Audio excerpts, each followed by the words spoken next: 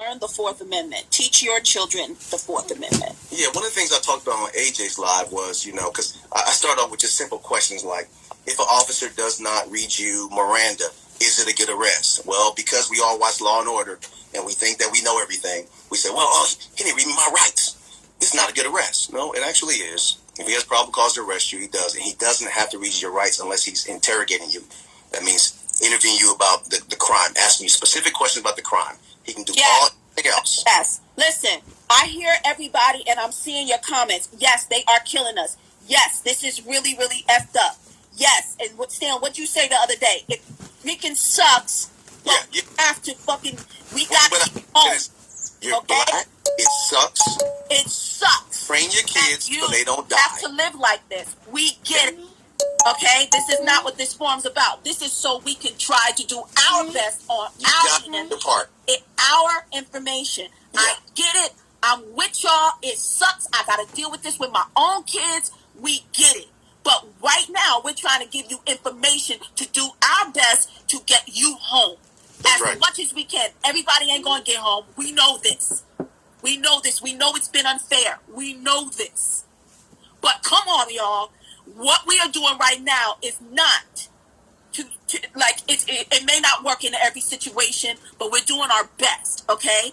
So just let's get the information. Let's just get the fucking information.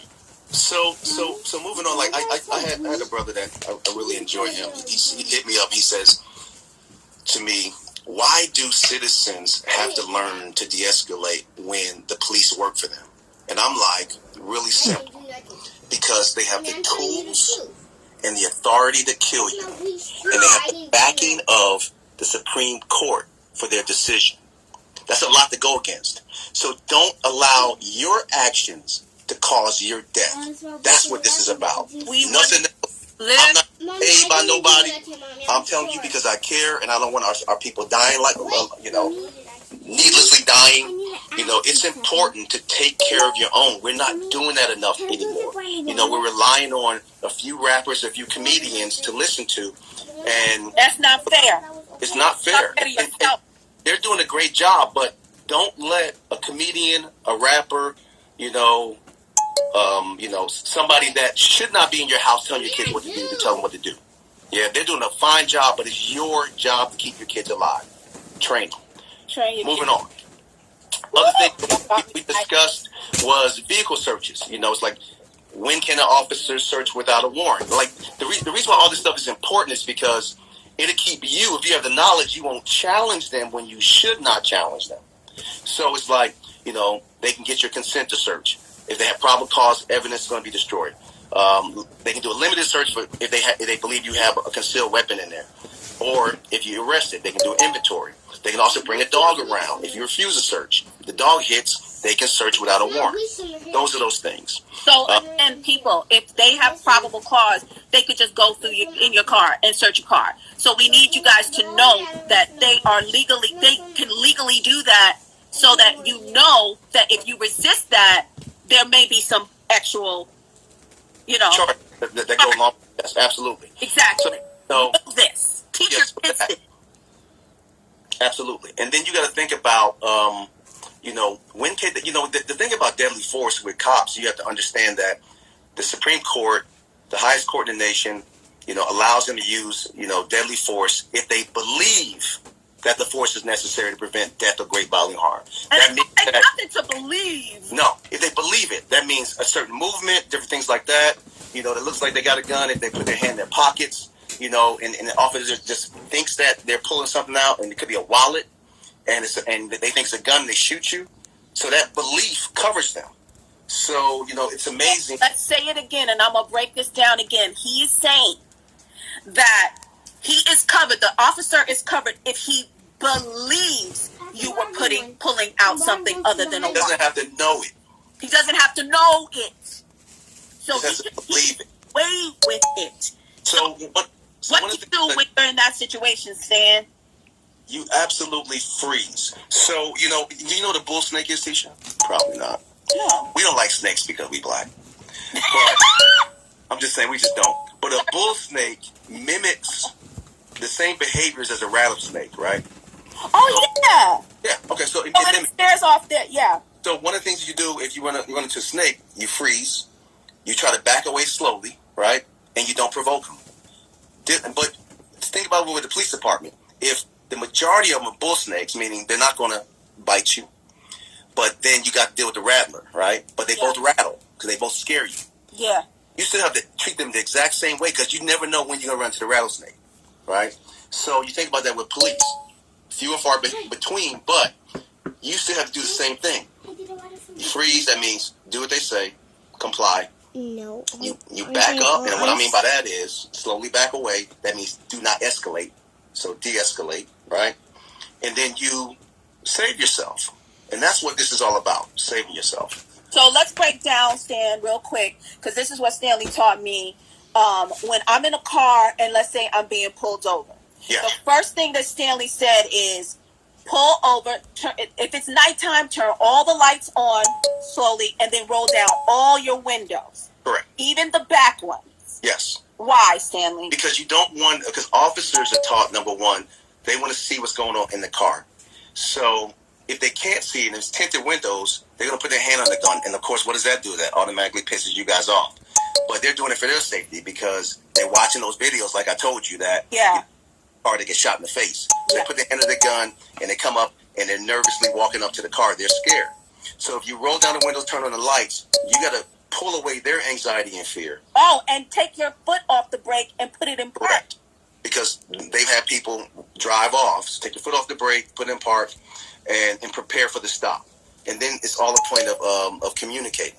So for that moment where you're saying, they could, if they believe that you might be pulling out something, Stanley told me, like, when I'm pulled over, you ask permission. Okay, let's say my insurance is in my glove compartment. Correct. I say, okay, the insurance is in my glove compartment. Officer, may I take my right hand and go to get the insurance? Get permission, right? Yeah. But also try to keep your hand on the wheel. I know this hurts all of you guys, but put your hands where they can see them, and don't move until you explain that you're moving.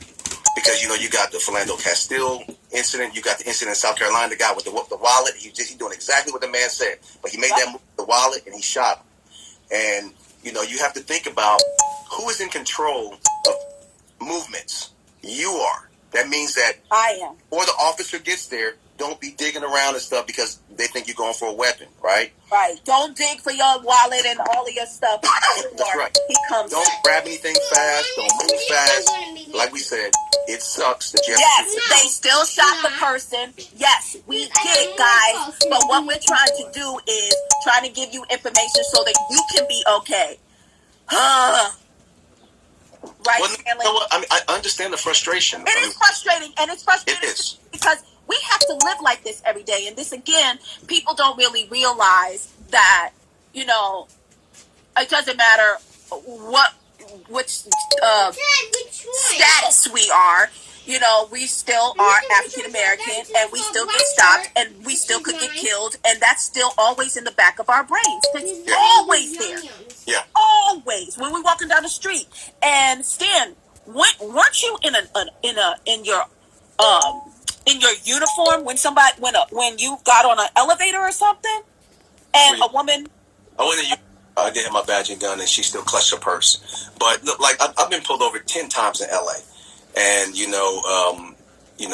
it's still I got to deal with it.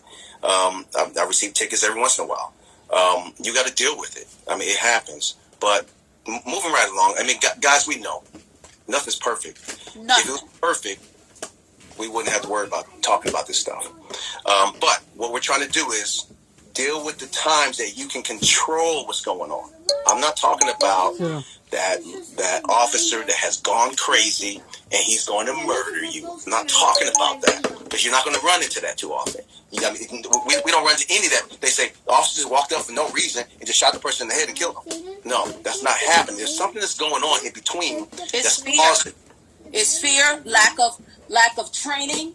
It's lack of knowledge of your own rights on the citizen side. We need to know all that we can know.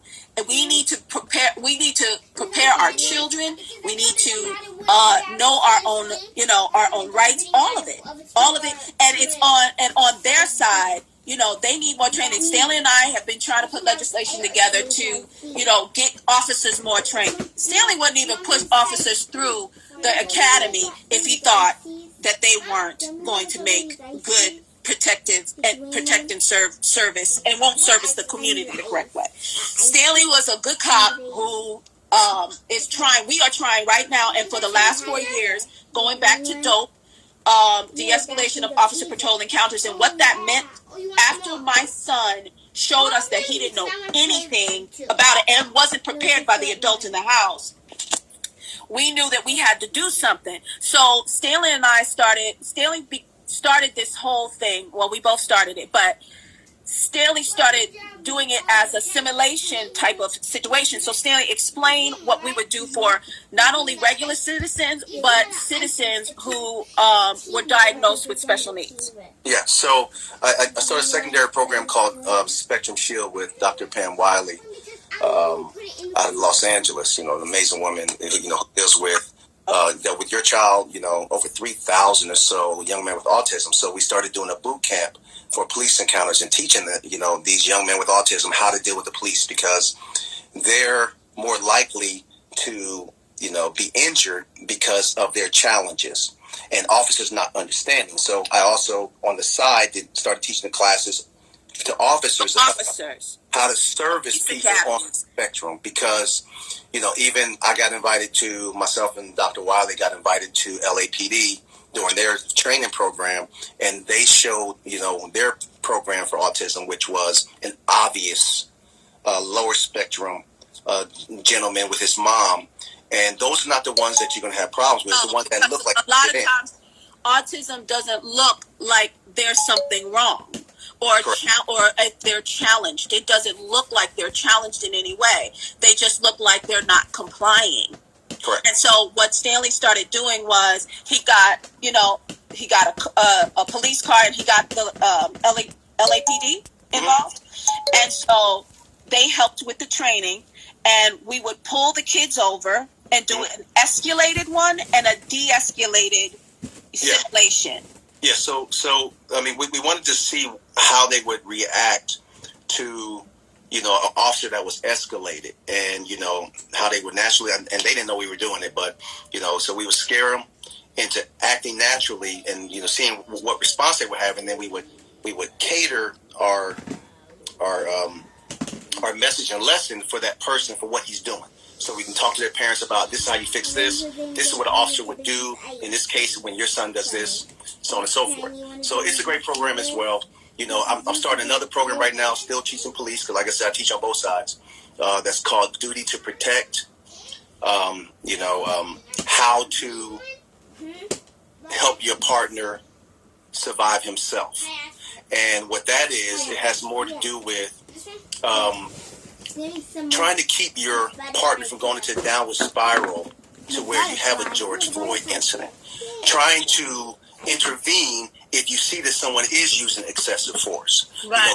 That's some of the things that are missing, the elements that are missing, that someone's actually physically intervening, like officer pushing somebody up off of them, or stopping the person, separating you from the citizen.